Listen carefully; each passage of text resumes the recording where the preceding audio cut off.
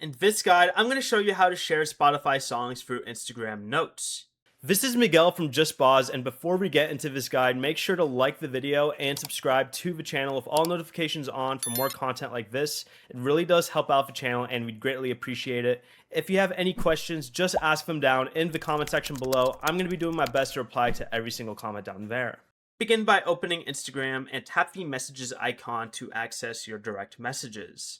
From here, look for your note at the top of the inbox and tap your note. Then select the music note icon right under your profile page. And if Instagram asks you to connect to Spotify, tap link Spotify. You'll be redirected to Spotify and approve the connection and allow Instagram to access your currently playing music. Now open Spotify and start playing the song you want to share. Return to Instagram, tap your note again, and choose share what you're listening to. The song currently playing on Spotify should automatically appear in the note. Add any text you want, choose who you want to see it, then tap share to post the song to your Instagram notes. Before you leave, remember to like the video and subscribe to the channel with all notifications on for more content like this. It really does help out the channel and we'd greatly appreciate it. And if you did have any questions, just ask them down in the comment section below. I'm going to be doing my best to reply to every single comment down there. Peace.